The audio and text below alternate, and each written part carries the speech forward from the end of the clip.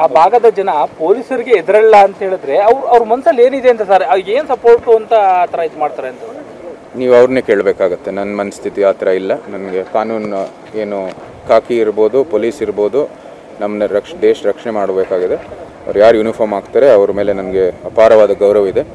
ಇಂಥ ಏನು ಮನಸ್ಥಿತಿ ಇರೋ ವ್ಯಕ್ತಿಗಳು ನೀವು ಅವ್ರನ್ನೇ ಪ್ರಶ್ನೆ ಮಾಡಬೇಕಾಗುತ್ತೆ. ಸರ್, ಈಗ ಸೈಬರ್ ಕ್ರೈಮ್ ಬಗ್ಗೆ ಸಾಕಷ್ಟು ತಾವು ಅವೇರ್ನೆಸ್ಸನ್ನು ಸಹ ಮಾಡ್ತಿದ್ದೀರಿ. ಈ ಸಾಮಾಜಿಕ ಜಾಲತಾಣಗಳ ಉಪಯೋಗಕ್ಕಿಂತ ದುರುಪಯೋಗ ಜಾಸ್ತಿ ಆಗ್ತಾ ಇದೆ ಅಂತ ಅನ್ಸಲ್ವಾ? ಮತ್ತೆ ಇಂಥ ಇವತ್ತೇ ಬೆಳಗ್ಗೆ ನಮ್ಮ ಡೆಲ್ಲಿಯಿಂದ ಬಂದಿದ ತಕ್ಷಣ ನಮ್ಮ ಸೈಬರ್ ವರ್ಸ್ ಪ್ರತಿಷ್ಠಾನದಿಂದ ಸೈಬರ್ ಶೀಲ್ಡ್ ಏನು ಸಮಾವೇಶವನ್ನು ಉದ್ಘಾಟನೆ ಮಾಡಿದ್ವಿ.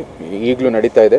ಸೈಬರ್ ಸೆಕ್ಯೂರಿಟಿ ಬಗ್ಗೆ ಚರ್ಚೆ ಮಾಡೋದು ಮತ್ತು ನಡೀತಾ ಇರುವಂಥದ್ದು ಏನು ಆ ಸೈಬರ್ ಸೆಕ್ಯೂರಿಟಿ ಪ್ರದೇಶದಲ್ಲಿ ಏನು ನಡೀತಾ ಇರುವಂಥದ್ದು ಎಲ್ಲ ಬೆಳವಣಿಗೆ ಬಗ್ಗೆ ಅವರು ಚರ್ಚೆ ಮಾಡ್ತಾ ಇದ್ದಾರೆ.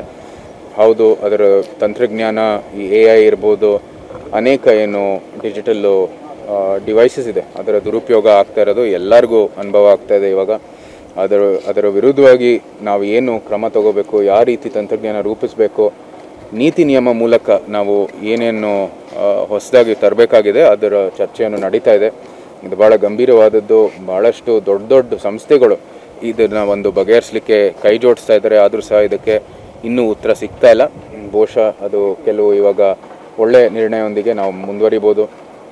ಅಗೇನ್ ಇದು ಮೊದಲನೇದಾಗಿ ನೀತಿ ನಿಯಮ ಮೂಲಕ ಒಂದು ಬಗೆಹರಿಸಬೇಕಾಗಿದೆ.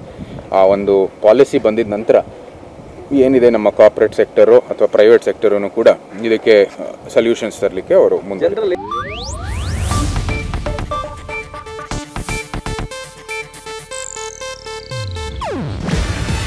ಇದು ಏಷ್ಯಾನೆಟ್ ನ್ಯೂಸ್ ನೆಟ್ವರ್ಕ್ ಪ್ರಸ್ತುತಿ.